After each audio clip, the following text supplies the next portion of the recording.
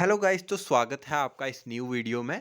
तो आज की इस वीडियो में हम डिस्कस करेंगे कि जो डॉक्यूमेंट वेरिफिकेशन जेकेएसएसबी द्वारा की जाने वाली है, उसके लिए एक सिलेक्शन लिस्ट, एक प्रोविंशियल मेरिट लिस्ट जो निकाली गई है कैंडिडेट्स की, उनको जो है डॉक्यूमेंट वेरिफिकेशन के लिए बुलाया जाएगा जेकेएसएसबी द्वारा।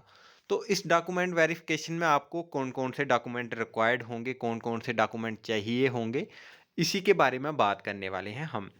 तो ये थी हमारे पास नोटिफिकेशन नंबर जो 2 थी 2021, जिसमें ये पोस्टें जो थी एडवर्टीज़ की गई थी। तो इसमें लिखा गया है, जो 14 नंबर पॉइंट है डॉक्यूमेंट वेरिफिकेशन वाला।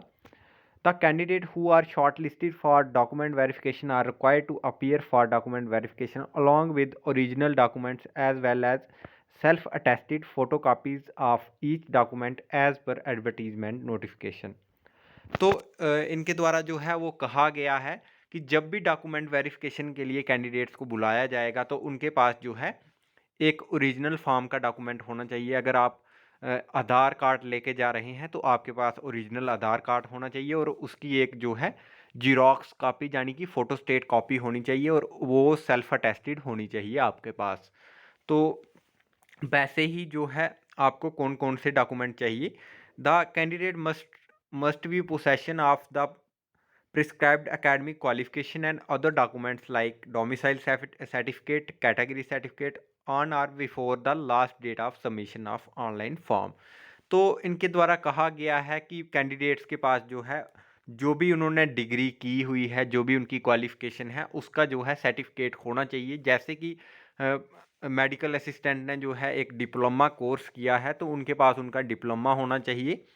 और साथ ही साथ उनके पास जो है वो उनकी अगर कोई कैटेगरी है, वो अगर किसी कैटेगरी से बिलोंग करते हैं, तो वो जो है कैटेगरी सर्टिफिकेट भी उनके पास होना चाहिए।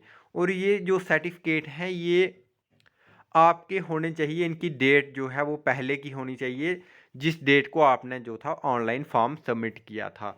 मान लीजिए अगर 31 अगस्त को आपने फॉर्म सबमिट किया है, तो जो आपके पास डिप्लोमा है उसकी डेट जो है, इशू डेट जो है, वो किस डेट को इशू किया गया, वो डेट उस 31 से पहले होनी चाहिए, ना कि उसके बाद होनी चाहिए। अगर उसके बाद होती है तो उसको जो है डिस्क्वालीफाई माना जाएगा। तो देख लेते हैं आपको कौन कौन से सर्टिफिकेट्स चाहिए। तो ए पार्ट में आपको देखने को मिल रहा होगा marksheet, diploma, degree of qualification prescribed for post as per advertisement notification.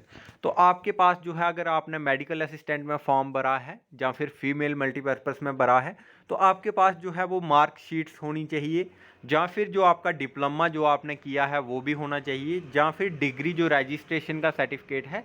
तो आपके पास ये तीनों जो है आप लेके जा सकते हैं जेकेएसएसबी के ऑफिस। तो ये तो हो गया आपका क्लियर कि आपको जो है अपना डिप्लोमा लेके जाना है, मार्कशीट भी लेके जानी है, और साथ में जो है डिग्री जो भी है, आपका रजिस्ट्रेशन सर्टिफिकेट जो कि आपको इशू किया गया है प्रिस्क्राइब्ड बोर्ड द्वारा, जैसे कि पैरामेडिकल काउंसिल का जो बोर्ड है, उसके द्वारा एक रजिस्ट्रेशन सर्टिफिकेट भी जो है प्रोवाइड किया जाता है। तो उसको भी आपको एक ओरिजिनल फॉर्म में लेके जाना है, और उसकी एक फोटोस्टेट कॉपी लेके जानी है, जो कि सेल्फ अटेस्टेड होनी चाहिए। तो अभी नेक्स्ट हम बात करेंगे मैट्रिक डिप्लोमा। तो मैट्रिक जो 10th का डिप्लोमा होना चाहिए, या फिर 10th की मार्कशीट होनी चाहिए, जिस पे आपकी डेट ऑफ बर्थ जो है वो होती है, तो वो भी आपके पास होना चाहिए। एक उसकी फ़ोटो कापी होनी चाहिए और ओरिजिनल में भी होना चाहिए। तो नेक्स्ट लिखा हुआ है order letter in request of qualification education qualification claimed including authority with number and date under which it is treated and is in request of equivalent clause।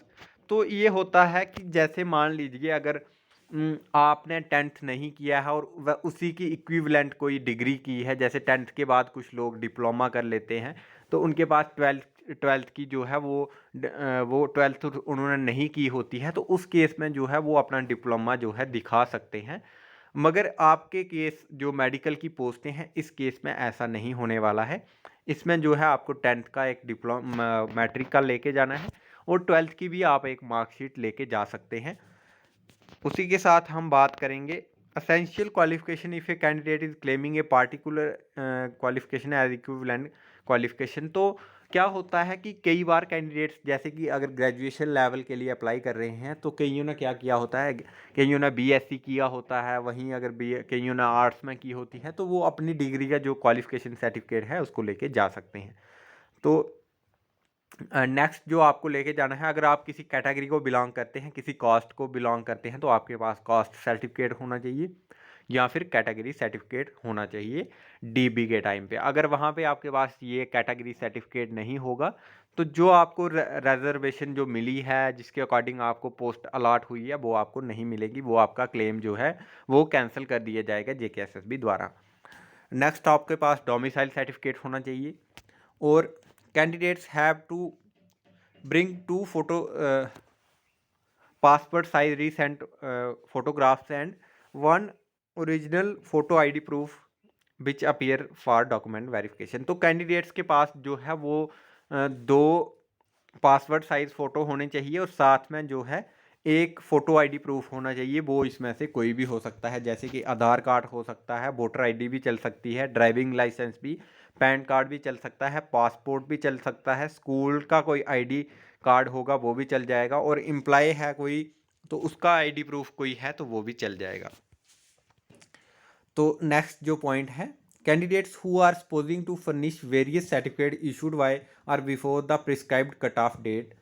तो अगर कोई किसी कैंडिडेट्स के पास जो सर्टिफिकेट वो जहाँ दे रहा है जेकेएसएसबी के सामने जो लेके जाएगा डीबी के लिए, तो अगर उनकी जो इशू की जो डेट है वो अगर कट ऑफ डेट से पहले की है तो फिर उसको जो है जेकेएसएसबी जो है एक्सेप्ट नहीं करेगा। क्या कई बार क्या होता है कि कुछ बच्चों ने अप्लाई कर लिया होता है, तब तक उनकी जो है डिग्री कंप्लीट नहीं हुई होती है, तो वो एडवांस में जो है अप्लाई कर लेते हैं और उनको जो है उनका जो सर्टिफिकेट है वो इशू जो है वो बाद में होता है, कट ऑफ डेट के बाद में, तो उसको जो है बोर्ड एक्सेप्ट नहीं करेगा।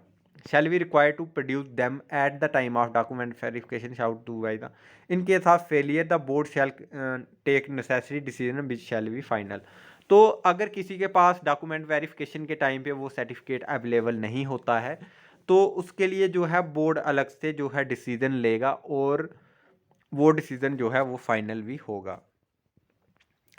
Wherever a specific format have been prescribed for any certificate in accordance with relevant rules and order, a candidate should be supposed to furnish the said required document in prescribed format at the time of document verification।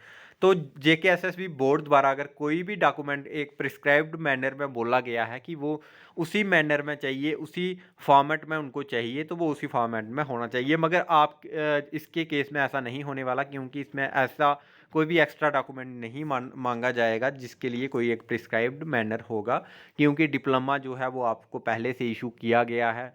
वहीं अगर category की बात करें तो वो भी आपको पहले से इशू किया गया है। तो ये सारी चीज़ें जो है वो 4th क्लास के टाइम पे हुआ था, जहाँ पे एक एफिडेविट मांगा गया था, तो वो एक प्रिस्क्राइब्ड फॉर्मेट में मांगा गया था वो एफिडेविट, मगर इस चीज़ में ये जो है वो लागू नहीं होता। Candidates who wish to consider against reserved vacancy are such as age relaxation wherever applicable must submit request। तो अगर कोई भी कैंडिडेट अगर किसी स्पेसिफिक कैटेगरीज के लिए जो है कंप्लेंट सबमिट करना चाहता है, जैसे कि वो एज रिलैक्सेशन के लिए करना चाहता है, वहीं अगर किसी रिजर्वेशन जैसे कैटेगरी के रिजर्वेशन के लिए करना चाहता है, तो उसके पास वो प्रिस्क्राइब्ड जो है सर्टिफिकेट होना चाहिए। अगर कोई फिजिकली चैलेंज्ड है तो उसके पास भी वो जो है सर्टिफिकेट होना चाहिए डीवी के टाइम पे।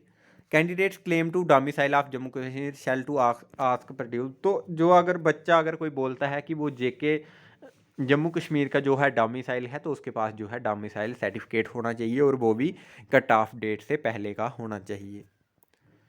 तो बाकी जो है अगर कोई एक्स सर्विस मैन है तो उसके पास डिस्चार्ज सर्टिफिकेट होना चाहिए, if discharge certificate from armed forces.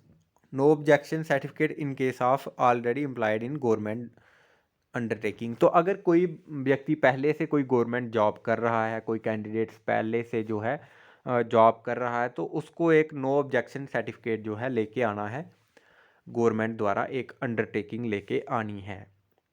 तो इसी के साथ आई होप आपके सारे डाउट क्लियर हो गए होंगे डीबी के लिए कि आपको कौन कौन से डॉक्यूमेंट चाहिए। तो मेन आपको ओवरव्यू में दे देता हूँ। तो ओवरव्यू में आपको ये है, टू जो है पासवर्ड फ़ोटो लेके जाने हैं, और साथ में जो है एक फ़ोटो आईडी प्रूफ लेके जाना है, चाहे वो आधार कार्ड हो, चाहे वो वोटर आईडी कार्ड हो, चाहे वो फिर ड्राइविंग लाइसेंस हो, चाहे पैन कार्ड हो, पासपोर्ट हो, जहाँ की स्कूल या कॉलेज का कोई आईडी कार्ड हो, या फिर एम्प्लॉय आईडी कार्ड हो, चाहे वो गवर्नमेंट या प्राइवेट का हो। तो ये आपका क्लियर हो गया। और उसी के साथ आपको अपना डिप्लोमा लेके जाना है, 10th क्लास का भी डिप्लोमा लेके जाना है। तो जो आपने ट्रेनिंग की है, जो जो भी आपका डिप्लोमा है हेल्थ सेक्टर में, जिस पोस्ट के लिए आपने अप्लाई किया है, वो आपका डिप्लोमा होना चाहिए, मार्कशीट होनी चाहिए, और जो है रजिस्ट्रेशन भी होनी चाहिए, बोनाफाइड सर्टिफिकेट भी आपके पास होना चाहिए।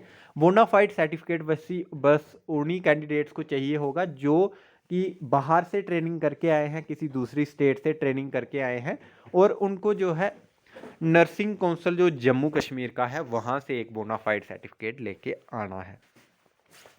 तो इसी के साथ ये वीडियो, आप मेरे को लगता है कि आपके सभी डाउट्स जो हैं क्लियर हो गए होंगे इस वीडियो को देखने के बाद। अगर अभी भी आपका कोई डाउट है डॉक्यूमेंट वेरिफिकेशन के रिलेटेड, तो आप कमेंट सेक्शन में बता सकते हैं। तो मिलते हैं जल्द ही नेक्स्ट वीडियो में। तब तक के लिए धन्यवाद।